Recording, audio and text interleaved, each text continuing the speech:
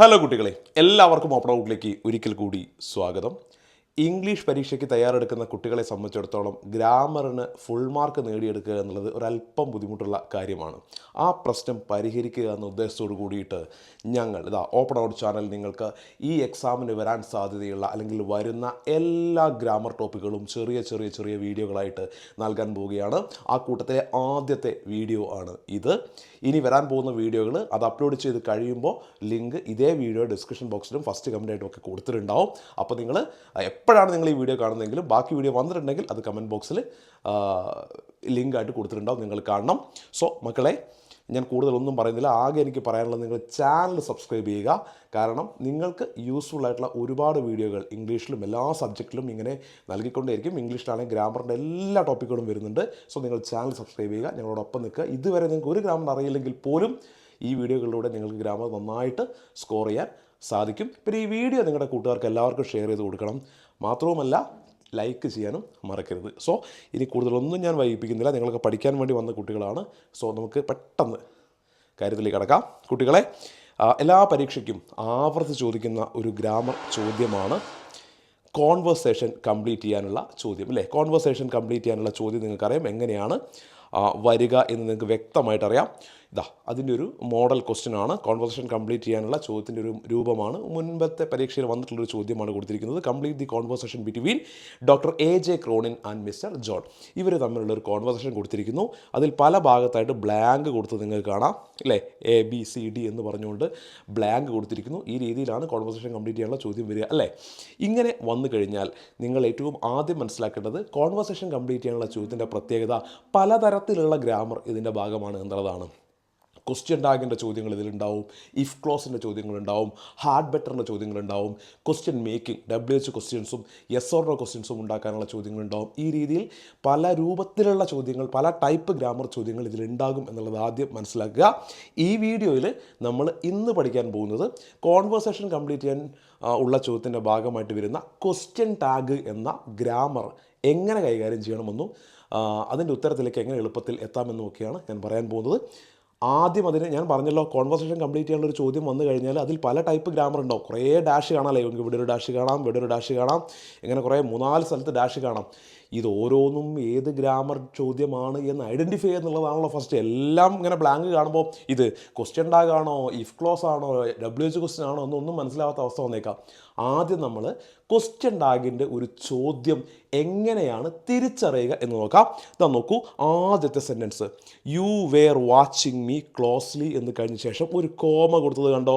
ഒരു കോമ കണ്ടോ? നിങ്ങൾ സ്ക്രീനിൽ കാണാം, അല്ലേ? ഒരു കോമയും ഡാഷും ക്വസ്റ്റ്യൻ മാർക്കും വന്നിട്ടുണ്ട് എങ്കിൽ അത് ക്വസ്റ്റ്യൻ ടാഗിൻ്റെ ചോദ്യമായിരിക്കും. ഒരു കോമയും ഡാഷും ക്വസ്റ്റ്യൻ മാർക്കും, ഒരു സെൻറ്റൻസിന് ശേഷം കോമയും ഡാഷും ക്വസ്റ്റ്യൻ മാർക്കും വന്നാൽ അത് ക്വസ്റ്റ്യൻ ടാഗിൻ്റെ ചോദ്യമായിരിക്കും. ഒറ്റ നോട്ടത്തിൽ ഇതേപോലെ നമുക്ക് തോന്നും. മറ്റൊന്ന് താഴെ കാണിക്കാം. ഇത് നോക്കൂ നിങ്ങൾ. Yes now I remember you എന്ന് കഴിഞ്ഞിട്ട് ഒരു ഫുൾ സ്റ്റോപ്പും അത് കഴിഞ്ഞിട്ട് ഒരു ക്വസ്റ്റ്യൻ മാർക്കും ഉണ്ട്. ഇവിടെ ഫുൾ സ്റ്റോപ്പാണ്, അല്ലേ? ഫുൾ സ്റ്റോപ്പാണ്, അത് കഴിഞ്ഞ് ഡാഷും ക്വസ്റ്റ്യൻ മാർക്കാണ്. ഫുൾ സ്റ്റോപ്പാണ് വരുന്നതെങ്കിൽ അത് ക്വസ്റ്റ്യൻ ടാഗിൻ്റെ ചോദ്യമല്ല, അത് WH ക്വസ്റ്റ്യനോ അല്ലെങ്കിൽ യെസ് ഓർ നോ ചോദ്യമൊക്കെ ഉണ്ടാക്കാനായിരിക്കും. കാരണം തമ്മിൽ മാറിപ്പോകരുത്. അതുകൊണ്ട് ഞാനത് ആവർത്തിച്ച് പറയുന്നത് പല കുട്ടികളും തെറ്റിക്കുന്ന കാര്യമായതുകൊണ്ടാണ്. കോമയും ഡാഷും ക്വസ്റ്റ്യൻ മാർക്കും വന്നാൽ മാത്രമേ അത് question ടാഗിൻ്റെ ചോദ്യമാവുന്നുള്ളൂ.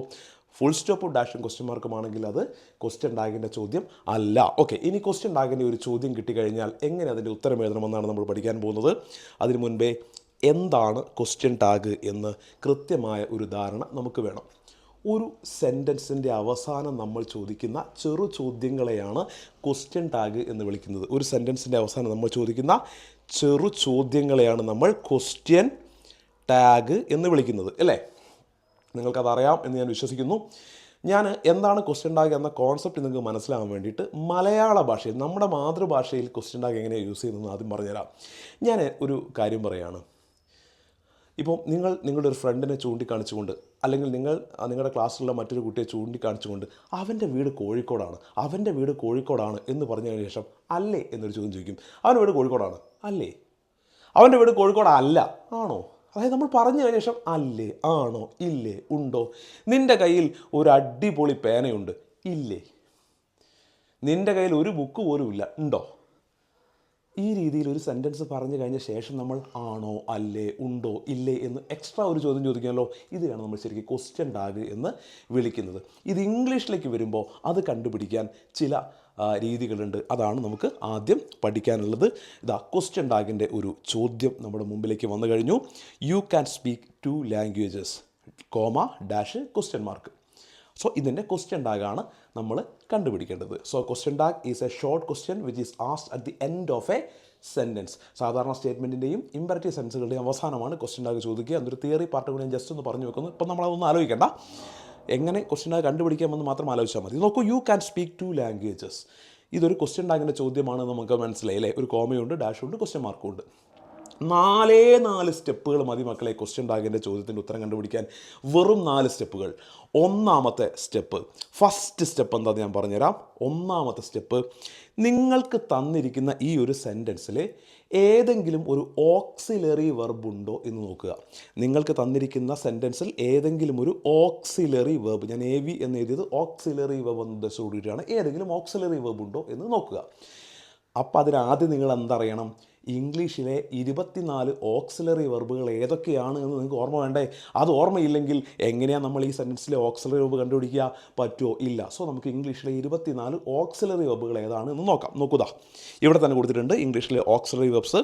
Am, is, are, was, were, do, does, did, has, have, had, will, would, shall, should, may, might, must, need, dare, ought to, used to. ഇതിൽ എഴുതാൻ വിട്ടുപോയ 2 ഓക്സിലറി വെർബുകൾ കൂടിയുണ്ട്. ഒന്ന് ക്യാന്, അടുത്തത് കുഡ്. അങ്ങനെ മൊത്തം 24 ഓക്സിലറി വെർബുകൾ. അതായത് നിങ്ങൾക്ക് ഇവിടെ സ്ക്രീനിൽ കാണാം.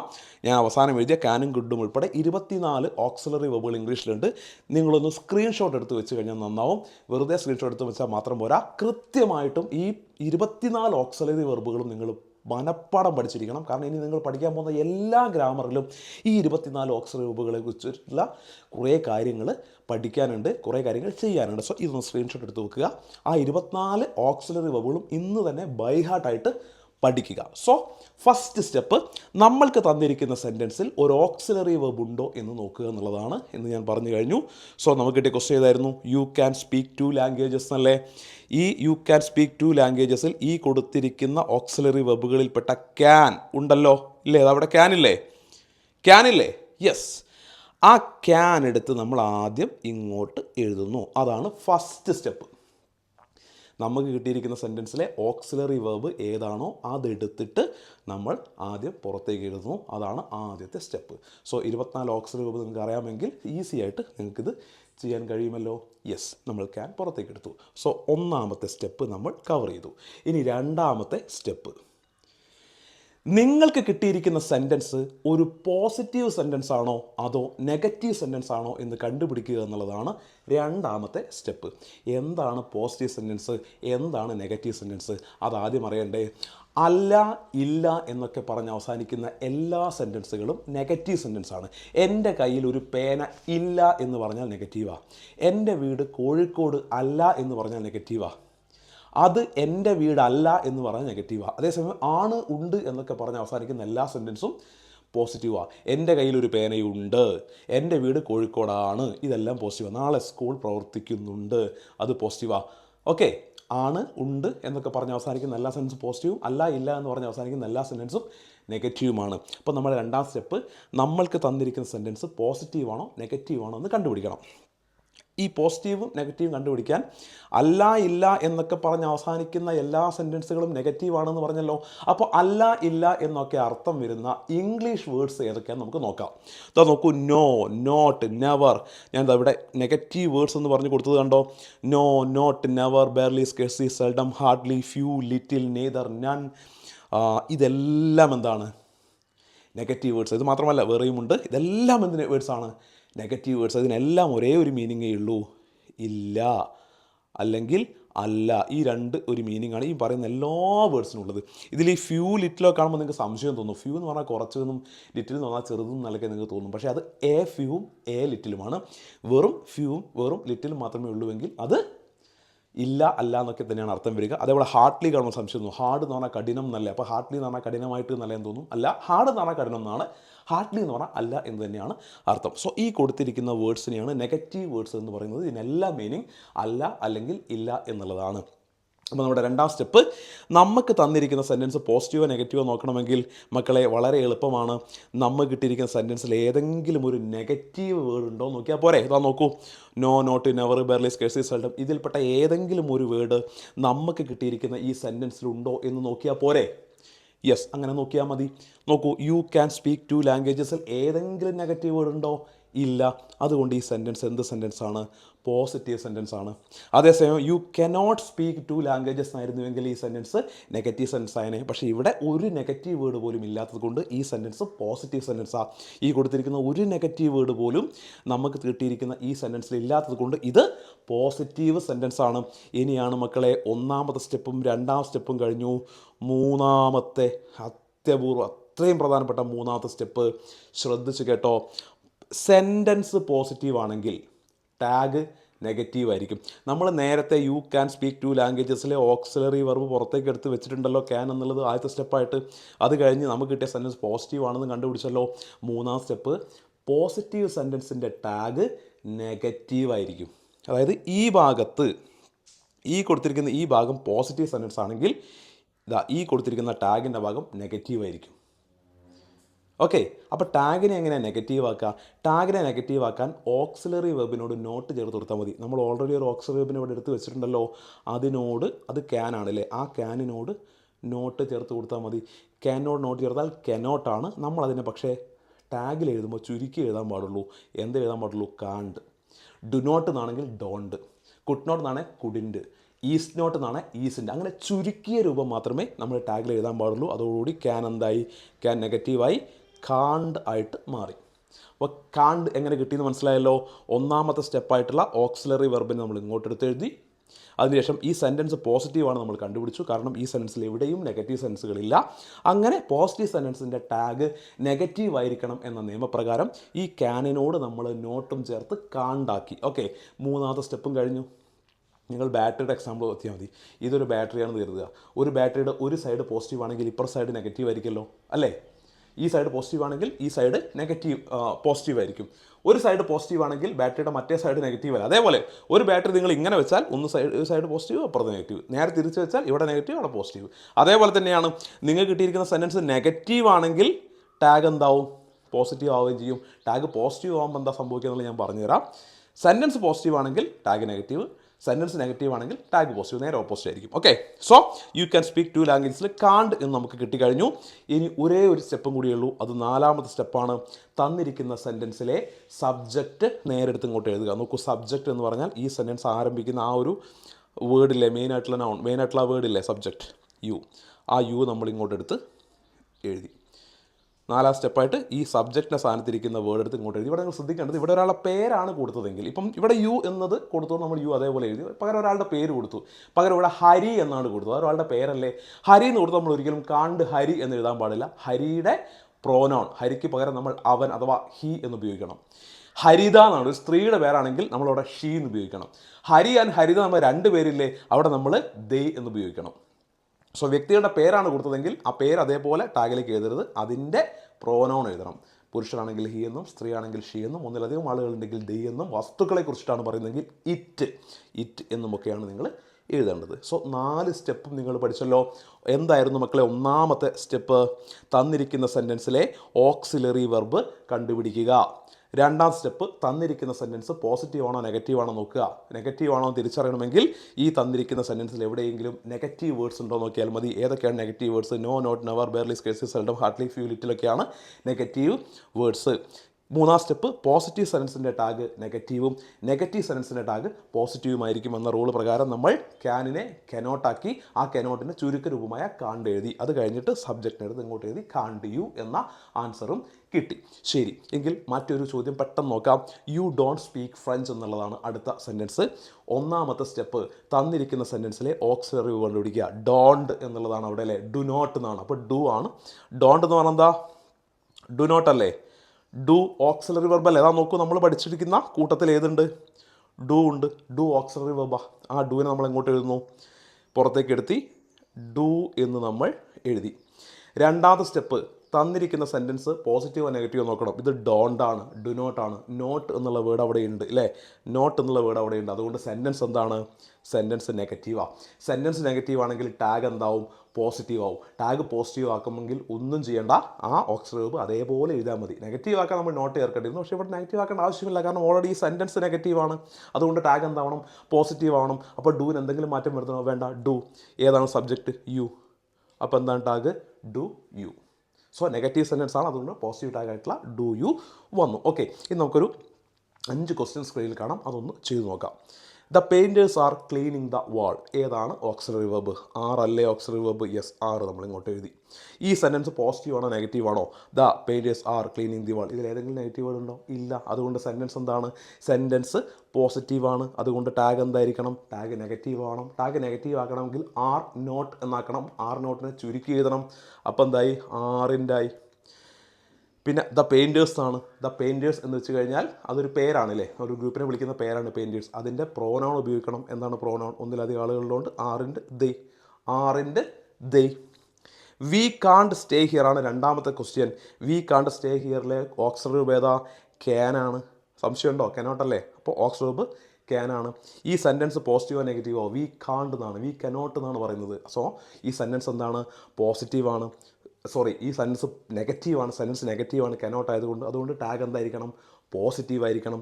ക്യാൻ വി, കാരണം ഇവിടെ കാണ്ടായതുകൊണ്ട് നെഗറ്റീവാണ്, അത് നമ്മളിവിടെ പോസിറ്റീവാക്കി ക്യാൻ വി എന്നാക്കി. It was not a thrilling match. It was not a thrilling match, ഇത് പോസിറ്റീവ് സെൻസോ നെഗറ്റീവ് സെൻസോ? ഇറ്റ് വാസ് നോട്ട് ആണ്, നെഗറ്റീവ് സെൻറ്റൻസ് ആണ്. ഏതോ ഓക്സിലറി വെർബ്? വാസ് ആണ് ഓക്സിലറി വെർബ് അല്ലേ? ഞങ്ങൾ പഠിച്ച 24 ഒന്നല്ലേ വാസ്? ആ വാസ് എടുത്ത് ഇങ്ങോട്ട് എഴുതി. ഇനി സെൻറ്റൻസ് നെഗറ്റീവ് അല്ലേ ഈ നോട്ട് ഇവിടെ ഉള്ളതുകൊണ്ട്? അതെ. അതുകൊണ്ട് തന്നെ ഈ ടാഗ് എന്ത് തന്നെ ആയിരിക്കണം? പോസിറ്റീവ് തന്നെ ആയിരിക്കണം. സോ ഇറ്റ് എടുത്ത് ഇങ്ങോട്ട് എഴുതി. Was it. Okay. Ajith has reached home. Ajith has reached home ഏതാ മക്കളെ ഓക്സിലറി വെർബ്? ഹാസ് അല്ലേ? എന്തേ സംശയമുണ്ടോ? ഇല്ല, ഹാസ് ആണ് ഓക്സിലറി വെർബ്. സെൻറ്റൻസ് പോസിറ്റീവോ നെഗറ്റീവോ? അജിത് ഹാസ് റീച്ച്ഡ് ഹോമിൽ എവിടെയും ഒരു നെഗറ്റീവ് വേർഡ് ഇല്ല. അതുകൊണ്ട് ഈ സെൻറ്റൻസ് പോസിറ്റീവ് സെൻറ്റൻസ് ആണ്. അപ്പം ടാഗ് എന്താവും? നെഗറ്റീവ് ആവും. ഹാസ് നോട്ട് ഹാസിൻ്റെ ആക്കി ചുരുക്കി എഴുതിയ ശേഷം ഹാസിൻ്റെ എന്ന് നമുക്ക് അവിടെ കിട്ടി. അജിത്ത് പുരുഷനാണ്, അതുകൊണ്ട് അജിത്തിന് പകരം നമ്മൾ ഹി എന്ന് എഴുതി. അജിത എന്നായിരുന്നെങ്കിൽ ഹാസിൻ്റെ ഷീ എന്ന് എഴുതിയതിനെ ഹാസിൻ്റെ ഹി എന്ന ഉത്തരം നമുക്ക് കിട്ടി. ഇനി നോക്കൂ, അനിൽ റോട്ട് എ ലെറ്റർ. ഈ സെൻറ്റൻസ് നോക്കൂ, അനിൽ റോട്ട് എ ലെറ്റർ. ഈ സെൻറ്റൻസ് ഒരു ചെറിയ കുഴപ്പമുണ്ട്. എന്താ കുഴപ്പം? ഞാൻ ഇങ്ങോട്ട് എടുത്ത് എഴുതിയിട്ടുണ്ട്. അനിൽ റോട്ട് എ ലെറ്റർ എന്ന സെൻറ്റൻസിന് ഒറ്റ കുഴപ്പമേ ഉള്ളൂ. ആ കുഴപ്പം മറ്റൊന്നുമല്ല, ആ സെൻറ്റൻസിലെവിടെയും ഒരു ഓക്സിലറി വെർബ് നേരിട്ട് കൊടുത്തിട്ടില്ല. നോക്കൂ, അനിൽ റോട്ട് എ ലെറ്റർ. നമ്മൾ നേരത്തെ പഠിച്ച 24 ഓക്സിലറി വെർബുകളിൽപ്പെട്ട ഒന്നുപോലും 24 ഓക്സിലറി വെർബുകളിൽപ്പെട്ട ഒന്നുപോലും ഈ ഈ സെൻറ്റൻസിൽ കൊടുത്തിട്ടില്ല. ഉണ്ടോ? ഇല്ല. അപ്പം ഇതാണ് അടുത്ത ടൈപ്പ് പഠിക്കാനുള്ളത്. ഒരു ഓക്സിലറി വെർബ് നേരിട്ട് തരാത്ത ഒരു സെൻറ്റൻസ് വന്നാൽ എന്ത് ചെയ്യണം? ഇങ്ങനെയുള്ള ഓക്സിലറി വെർബ് നേരിട്ട് തരാത്തൊരു സെൻറ്റൻസ് തന്നാൽ തന്നെ നിങ്ങൾക്ക് ഉറപ്പിക്കാം അതിലുണ്ടാകുന്ന ഓക്സിലറി വെർബ് ഒന്നുകിൽ ഡു ആയിരിക്കും, അല്ലെങ്കിൽ ഡസ് ആയിരിക്കും, അതുമല്ലെങ്കിൽ ഡിഡ് ആയിരിക്കും. ഈ മൂന്നിൽപ്പെട്ട ഏതാണ് എന്ന് ഐഡൻറ്റിഫൈ ചെയ്താൽ മാത്രം മതി. ഓക്സിലറി വെർബ് നേരിട്ട് കൊടുത്തിട്ടില്ലേ മക്കൾ, ഉറപ്പിച്ചോ ഡുവോ ഡസോ ഡിഡോ ആയിരിക്കും. ഇതിൽപ്പെട്ട ഏതാണ് എന്ന് കണ്ടുപിടിക്കേണ്ട കാര്യം മാത്രമേ ഉള്ളൂ. അത് കണ്ടുപിടിക്കാൻ സിമ്പിളാണ്. നിങ്ങൾ വേഗം എടുക്കേണ്ടത് ആ സെൻറ്റൻസിലെ മെയിൻ വെർബാണ്. മെയിൻ വെർബ് ഏതാണ്? റോട്ട്. മെയിൻ വെർബ് ഏതാണ്? റോട്ട്. എഴുതുക, പ്രവൃത്തിയെ സൂചിപ്പിക്കുന്ന വാക്കാണ് എഴുതി എന്ന് പറയുന്ന റോട്ട്. നിങ്ങൾക്ക് ഈ ഓക്സിലറി വെർബും മെയിൻ വെർബും തമ്മിലുള്ള വ്യത്യാസവും സബ്ജക്റ്റ് ഒന്നും അറിയില്ല എങ്കിൽ നിങ്ങളെ ഹെൽപ്പ് ചെയ്യുന്ന 2 വീഡിയോയുടെ ലിങ്ക് ഞാൻ ഡിസ്ക്രിപ്ഷൻ ബോക്സിലും ഫസ്റ്റ് കമൻറ്റിലും കൊടുക്കാം. അതിൽ കൃത്യമായിട്ട് ഈ വെർബ് എങ്ങനെയാണ്, ഓക്സിലറി വെർബ് എന്താണെന്നൊക്കെ എക്സ്പ്ലെയിൻ ചെയ്യുന്നുണ്ട്. നിങ്ങൾ ആ വീഡിയോ കണ്ടാൽ മതി. ഓക്കെ, റോട്ടാണ് ഇവിടെ എന്ത്? Main verb. ഈ റോട്ട് എന്നുള്ളത് പാസ്റ്റ് ആണല്ലോ, V2 ആണല്ലോ. റൈറ്റ് അഥവാ എഴുതുക എന്നുള്ള വേർഡിൻ്റെ പാസ്റ്റ് ആണല്ലോ എഴുതി അഥവാ റോട്ട്. ഒരു വെർബ് പാസ്റ്റിലാണെങ്കിൽ അതിലുണ്ടാവുക ഡിഡ് ആയിരിക്കും. ഒരു വെർബ് പാസ്റ്റിലാണെങ്കിൽ അതിലുണ്ടാവുക ഡിഡ്. അഥവാ റൈറ്റ് പ്ലസ് ഡിഡാണ് എന്ത്? റോട്ട്. റൈറ്റ് പ്ലസ് ഡിഡാണ് റോട്ട്. അതേസമയം റൈറ്റ്സ് എന്നാണെന്ന് കരുതിക്കോ. റൈറ്റ്സ് അതിലുണ്ടാവുക ഡസ്സാ. റൈറ്റ് പ്ലസ് ഡസ്സാണ് റൈറ്റ്സ്. റൈറ്റ് പ്ലസ് ഡസ്സാണ് റൈറ്റ്സ്. ഇനി റൈറ്റ് എന്ന് മാത്രമേ ഉള്ളൂ എന്ന് വിചാരിക്കുക. റൈറ്റ് എന്ന് മാത്രമേ ഉള്ളൂ എങ്കിൽ അതിലുണ്ടാവുക ഡു ആണ്. റൈറ്റ് എന്ന് മാത്രമേ ഉള്ളെങ്കിൽ ഡു. റൈറ്റ്സ് എസ് ഫോം ആണെങ്കിൽ ഡസ്. റോട്ട് പാസ്റ്റ് ആണെങ്കിൽ ഡിഡ്. മനസ്സിലായോ? ക്ലിയർ അല്ലേ? നിങ്ങൾക്ക് വേറൊരു വേർഡ് പറയാം. ലൈക്ക്, ഇഷ്ടപ്പെടുക, ഒരു വേർബല്ലേ. ലൈക്ക് എന്ന് മാത്രമേ ഉള്ളൂവെങ്കിൽ ഡു. ലൈക്സ് എന്ന് പറഞ്ഞാൽ ഡസ്. ലൈക്ഡ് എന്ന് പറഞ്ഞാൽ പാസ്റ്റ് അല്ലേ, അതിലുണ്ടാവുക ഡിഡ്. വിസിറ്റ് അതിലുണ്ടാവുക ഡു. വിസിറ്റ്സ് അതിലുണ്ടാവുക ഡസ്. Visited did. ഏത് വെർബ് പാസ്റ്റ് ആണെങ്കിൽ അതിൽ ഡിഡ് ഉണ്ടാവും. ഏത് വെർബ് എസ് ഫോമിലാണെങ്കിൽ അതിൽ ഡസ് ഉണ്ടാവും. ആ വെർബ് അതേപോലെ ആണെങ്കിൽ അതിൽ ഡൂവും ആയിരിക്കും. അത് പ്രകാരം റോട്ട് എന്നുള്ളത് പാസ്റ്റ് ആണ്, അതുകൊണ്ട് നമുക്ക് ഡിഡ് എടുത്തു. സെൻറ്റൻസ് പോസിറ്റീവോ നെഗറ്റീവോ? പോസിറ്റീവ് സെൻറ്റൻസ് അല്ലേ, സോ പോസിറ്റീവ് സെൻറ്റൻസ്. അതുകൊണ്ട് ടാഗ് ഡിഡിൻഡ്. ആനിലിന് പകരം ഹി. ഡിഡിൻഡ് ഹി. ഓക്കെ, കാരണം പോസിറ്റീവ് സെൻറ്റൻസിൻ്റെ ടാഗ് നെഗറ്റീവ് ആയിരിക്കും. ഇപ്പോൾ ഡിഡ് നോട്ട് ആവും, ഡിഡ് നോട്ട് ഡിഡിൻഡ് ആവും. ഡിഡിൻഡ് ഹി. അനിലിന് പകരം നമ്മൾ ഹി എന്ന് എഴുതുന്നു. ഡിഡിൻഡ് ഹി.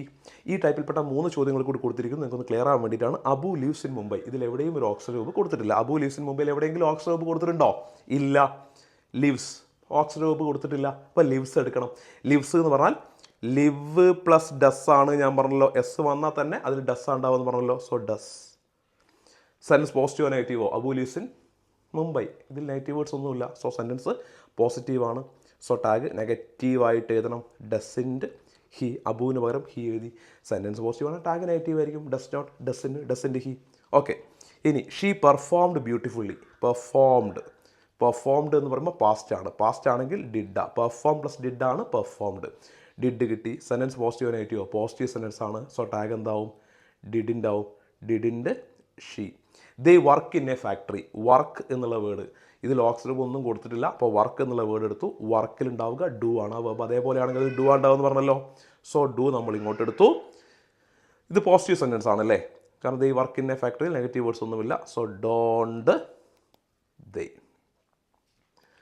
ഇങ്ങനെയാണ് ഓക്സിലറി വെർബ് നേരിട്ട് കൊടുത്തിട്ടില്ലെങ്കിൽ കണ്ടുപിടിക്കുക. മെയിൻ വെർബ് നോക്കുക. മെയിൻ വെർബ് പാസ്റ്റിലാണെങ്കിൽ V2 ആണെങ്കിൽ ഡിഡ് ആയിരിക്കും. എസ് ഫോമിലാണെങ്കിൽ ഇപ്പോൾ വർക്ക്സ് എന്നൊക്കെയാണ് ഡസ് ആയിരിക്കും. ഇനി വർക്ക് എന്ന് മാത്രമേ ഉള്ളൂവെങ്കിൽ ഡു ആയിരിക്കും. ഓക്കെ, സോ ഇനി എക്സെപ്ഷണൽ കേസുകൾ. ഈ നിയമത്തിൽ നിന്ന് മാറി നിൽക്കുന്ന 3 ടൈപ്പ് കൂടി പറഞ്ഞുതരാം. ഒന്ന്, I am studying in Chennai. നമ്മൾ പഠിച്ച പ്രകാരമാണെങ്കിൽ ആം ആണ് ഓക്സിലറി വെർബ്. നമ്മൾ ആം ഇങ്ങോട്ട് എടുത്ത് എഴുതും. ആം നെഗറ്റീവ് ആക്കുമ്പോൾ നമുക്ക് ചിലപ്പോൾ ആമിൻഡ് എന്ന് കിട്ടും. ആമിൻഡ് ഐ എന്നൊക്കെ നമ്മൾ എഴുതും. പക്ഷേ അത് തെറ്റാണ്. ആം ഇതൊരു എക്സെപ്ഷണൽ കേസാണ്. പതിവ് രീതിയിൽ നിന്ന് വ്യത്യസ്തമായ കേസായതുകൊണ്ട് എക്സെപ്ഷണൽ കേസ് എന്ന് പറയുന്നത് ആം ആണ് ഓക്സിലറി വെർബെങ്കിൽ. ആം ആണ് ഓക്സിലറി വെർബെങ്കിൽ അത് നെഗറ്റീവിലേക്ക് എഴുതുമ്പോൾ ആറിൻഡ് ഐ എന്ന് വേണം എഴുതാൻ. ആം ആണ് ഓക്സിലറി വെർബെങ്കിൽ അത് നെഗറ്റീവിലേക്ക് എഴുതുമ്പോൾ ആറിൻഡ് ഐ എന്ന് വേണം എഴുതാൻ. Aren't I. I am studying in Chennai. Tag എന്താ വരിക? Aren't I. അതേസമയം I am not studying in Chennai എന്നാണെങ്കിൽ അത് നമുക്ക് ടാഗ് എന്തേ വരൂ? ആമയിൽ തന്നെയാണ് വരിക. ആമ നെഗറ്റീവിൽ എഴുതുമ്പോഴാണ് ആറുണ്ടാക്കേണ്ടത്. ഒന്നാമത്തെ exception. 2, please go to library. ഇതൊരു റിക്വസ്റ്റ് ആണ്. റിക്വസ്റ്റുകൾ, കമാൻഡുകൾ, get out, take your book, switch off the TV, keep silence, ഇങ്ങനെയുള്ള സജഷൻസ്, കമാൻഡുകൾ, റിക്വസ്റ്റുകളൊക്കെ അല്ലേ. ഈ ടൈപ്പ് സെൻറ്റൻസുകൾ വന്നു കഴിഞ്ഞാൽ മക്കളെ ടാഗ് ഒന്നുകിൽ നിങ്ങൾക്ക് വിൽ യു എന്ന് എഴുതാം, അല്ലെങ്കിൽ നിങ്ങൾക്ക് വോണ്ട് യു എന്ന് എഴുതാം. ഒന്നുകിൽ വിൽ യു അല്ലെങ്കിൽ വോണ്ട് യു. ഇതിൽ ഏത് വേണമെങ്കിലും ഉപയോഗിക്കാം. ഇവിടെ നിങ്ങൾ പോസിറ്റീവ് നെഗറ്റീവ് ഒന്നും നോക്കണ്ട. ഒന്നുകിൽ നിങ്ങൾ വിൽ യു എന്ന് എഴുതാം, അല്ലെങ്കിൽ വോണ്ട് യു എന്ന് എഴുതാം. അപ്പോൾ please go to library. Will you എന്ന് പറയാം. ഇതിനെ ഇമ്പറേറ്റീവ് സെൻസ് അല്ലേ പറയാം. അതിന് ഒന്നുകിൽ നിങ്ങൾക്ക് വിൽ യു എന്നുള്ള ടാഗ് ഉപയോഗിക്കാം, അല്ലെങ്കിൽ നിങ്ങൾക്ക് വോണ്ട് യു എന്നുള്ള ടാഗ് ഉപയോഗിക്കാം. വോണ്ട് എന്ന് പറഞ്ഞാൽ വിൽ നോട്ടാണ്. ഇതിൽ ഏത് ടാഗ് വേണമെങ്കിലും ഉപയോഗിക്കാം. അതിന് പോസിറ്റീവ് നെഗറ്റീവ് നോക്കണം. നിങ്ങൾക്ക് ഇഷ്ടമുള്ളത് ഉപയോഗിക്കാം. Please go to library, will you, get out from the class, won't you, എന്ത് വേണമെങ്കിലും പറയാം. ഓക്കെ, സോ ഇങ്ങനെയുള്ള റിക്വസ്റ്റ് കമൻറ്റ് ഓർഡർ വന്നാൽ വിൽ യു അല്ലെങ്കിൽ വോണ്ട് യു. ഓക്കെ, മൂന്നാമത്തെ type let's go for a walk. Let's go for a walk എന്ന് പറഞ്ഞാൽ let's വെച്ച് തുടങ്ങുന്ന എല്ലാ സെൻറ്റൻസുകളുടെയും ടാഗ് ഷാൾ വി ആയിരിക്കും. ലെറ്റ്സ് വെച്ച് തുടങ്ങുന്ന എല്ലാ സെൻറ്റൻസുകളുടെയും ടാഗ് ഷാൾ വി ആയിരിക്കും. ഈ 3 അക്ഷരങ്ങൾക്ക് ആം നെഗറ്റീവിൽ ആറിൻ്റെ എഴുതണം. റിക്വസ്റ്റ് കമൻറ്റ് ഓർഡർ വന്നാൽ വിൽ യു അല്ലെങ്കിൽ വോണ്ട് യു എഴുതണം. ലെറ്റസ് വെച്ച് തുടങ്ങിയാൽ ഷാൾ വി എന്ന് എഴുതണം. ഇത്ര മാത്രമേ മക്കളെ ക്വസ്റ്റ്യൻ ഉണ്ടാകുള്ളൂ. ഈ വീഡിയോ നിങ്ങൾ ഒന്നുകൂടി റിപ്പീറ്റ് ചെയ്ത് കണ്ടാൽ കാര്യങ്ങൾ ക്ലിയർ ആയിരിക്കും.